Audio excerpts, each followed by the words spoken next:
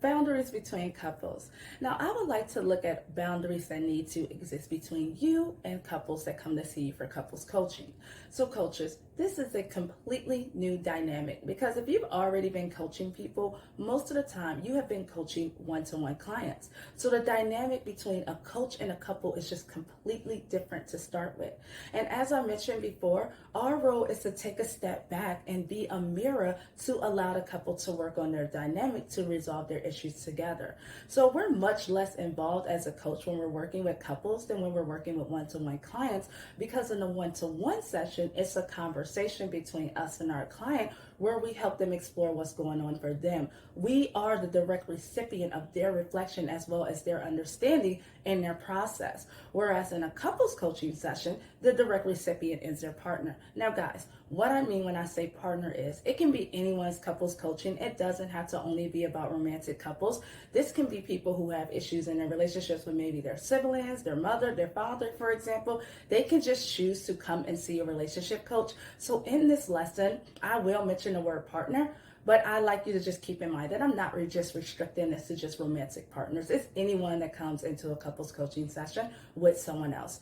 So one of the main issues that you may find when you're coaching couples on a relationship is around confidentiality. And what that means is it's not like a one-on-one session where you make a pledge as a coach to keep confidentiality in terms of what your client shares with you in a session. I'm talking about the confidentiality between what the partner of the couple shares with you. And what that means is it's very important to understand that when couples come to see you, it's very likely because they've experienced some tension and conflict in that relationship. So it's just very possible that they will try to consciously or even unconsciously try to bring you on their side so that they can try to get you to agree with them against their partner. Now, this is something that you have to be very aware of. And I would say it is probably the most important aspect of boundaries in couples coaching is how do you manage to stay impartial?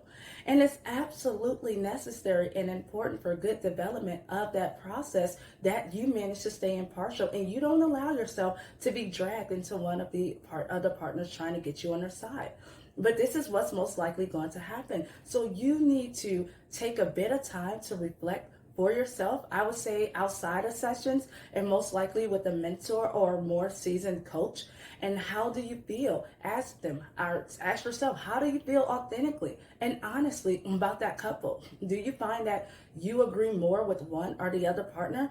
Do you unconsciously or just secretly take sides? It's very important to explore this in all honesty with your mentor, because even if you think that during the session you may stay neutral, if you have some strong opinions or strong preference for one of the partners, it just might show in your nonverbal communication. And that means the tone of your voice may be different. You may be shorter with one partner, your body language might be different, and all of those aspects of what we call nonverbal communication. And these can be picked up very easily by clients, especially when they're in such a vulnerable context as couples coaching or couples relationship coaching.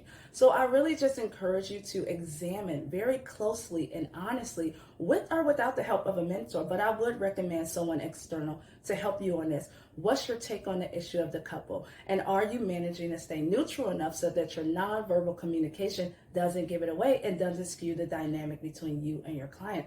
Because that can create even more issues between a couple. And this is obviously not what we're aiming for.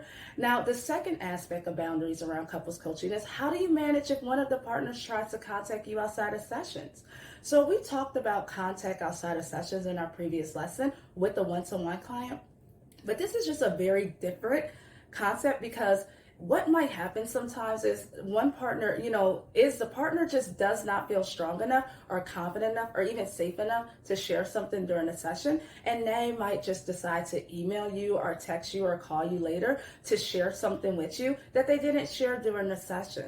Now, if both partners do this at the same time, this is less of an issue, but it becomes a problem when one of the partners contacts you without the other partner knowing, because it means that they are starting to share some information outside of coaching. without the knowledge of their other partner, which completely defeats the purpose of the couples coaching, because the idea of couples coaching is to be transparent between each other. And I'm talking about both partners being transparent with each other. It's about reinforcing the communication. It's about reinforcing the trust and the honesty. So if one of them starts to contact you outside and share with you some information they are not willing to share with their partner, then it will defeat the purpose of coaching, of being in a relationship coach. So it's just important to bear that in mind. And I would just strongly suggest that in your ground rules, whether it's your contracting or your initial ground rule session, you do mention that any communication that is made to you by a partner outside of sessions will be shared to the other partner in the following session. It's just very important to have that transparency rule right from the beginning if you want to make sure that your coaching is going to be successful. Now, another issue that may arise around couples coaching is what happens if one of the partners does not show up in a session?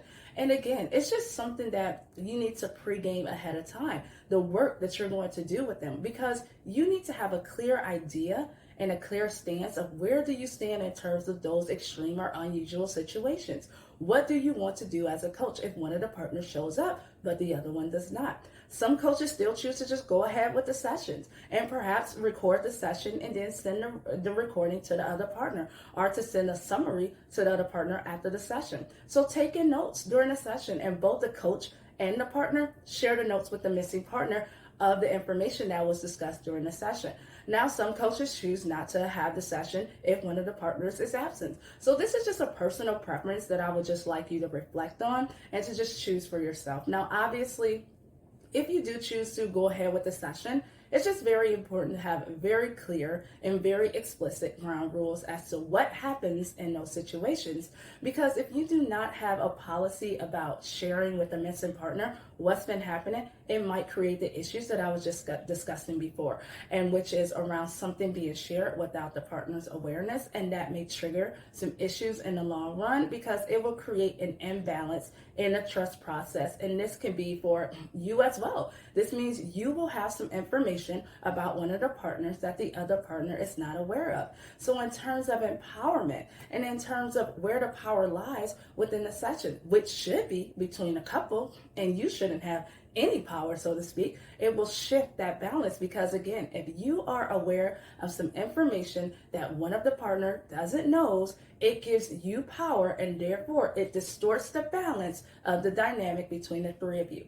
Remember that during a couples coaching session, you are just merely a mirror to what's happening between the relationship, but you're just much less involved in the process of the dynamic. So it's very important that you just remain in that position to just empower the couple to solve their issues and to improve their communication, to improve their relationship without you being too involved. So they just don't rely on you, and you become a part of the couple. So I do invite you to just reflect on this. What choice do you make in terms of boundaries and confidentiality if one of the partners is absent or can't make the session?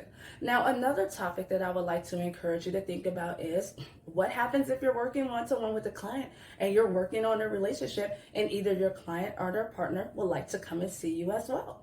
So you have two case scenarios. The first one is the partner wants to see you separately, so as a one-to-one session, or the second scenario is the partner wants to come in as a couple, but one of the partners is already your existing client. So what do? So the first thing to consider is, how long have you been working with your existing client? Because the longer that you've been working with a client, the more established the rapport and the dynamic between the two of you are. Which means if you bring their partner into the session as a couple, then the balance around it is going to be, and the rapport is not going to be equal, because you will have much more rapport with your client than with your partner, who's going to be new for you because you don't know them. And that might put their partner in a vulnerable position, because they might feel that involuntarily you're taking sides with your existing client, which would be natural because you already know your client better and you have an existing rapport and dynamic. So it just might feel very intimidating and off-putting for their partner. So personally, if I've been working with a client for quite a long time and they require couples coaching, then I would just refer them to someone else, because I'm just not comfortable in bringing someone new in our dynamic, someone who's not going to feel as confident and as open and as comfortable perhaps as my existing client. Now, if you have only only seeing your client, let's say for a couple of sessions, then you haven't yet developed a strong record or a strong dynamic. So it's just something you just might consider. And I would just say play it by ear, depending on the report. If it's the beginning of the relationship between you and your existing client, it might still be appropriate and reasonable to bring the partner in. But that just means that you're now choosing to become their couples coach and you're not going to work one-to-one anymore with your client. Now, on a side note, if I start to work with a couple, I will not see them individually because it just might, again, skew the balance between the dynamic as a couples coach and as a one-to-one coach. So what happens if one partner wants to come to see you as a one-to-one client? So there are two options. The first one is, what do they want to be coached on? Is it on a relationship with your existing client? If it is, for me, that's just a red flag because it can become extremely tricky for you as a coach to work with your client on their relationship and with the partner on their relationship. A lot of boundaries just may be crossed. So you just might find yourself in some tricky situations where you find yourself knowing some information that's being shared, but not being able to share it because of confidentiality agreement. So like I said, it just might be a little bit tricky. But again, there are some exceptions. So if you have only, had one session with your client, you can choose to work on their relationship separately. So to do a few sessions with one partner and then a few sessions with another partner, but ultimately I would just suggest to bring them in as a couple at some point, just to avoid, again, being stuck between them with some information that you can't really share. Now, on the other hand, if the partner wants to see you to be coached on something completely different and unrelated to the relationship, I would just say, why not? As long as you keep some very strict rules and boundaries around the relationship itself, and as long as you don't talk with them about their partner and just stick to the topic that they want to work on,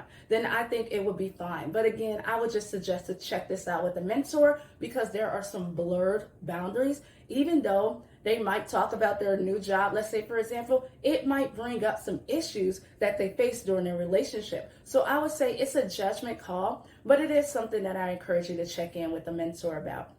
So let's give an example of this. So let's say that you're working with a client, and we're going to just call her Mary, on her relationship with James. And the main topic of the coaching was Mary is improving the relationship with James, and James wants to come to see you to talk about his job. And he wants to change his career, and he needs some coaching to help him through this transition.